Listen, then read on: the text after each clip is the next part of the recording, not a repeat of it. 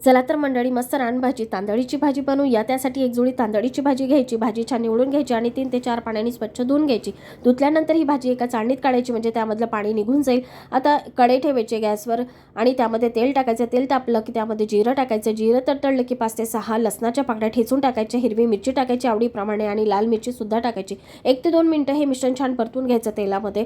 त्यानंतर एक कांदा टाकायचा आहे, बारीक चिरून घेतलेला। कांदा लाल होईपर्यंत मिश्रण छान आपल्याला शिजवून घ्यायचं आहे। त्यानंतर आपल्याला त्यामध्ये भाजी टाकायची आहे। थोडी थोडी भाजी टाकायची, एका वेळेला भाजी टाकायची नाही।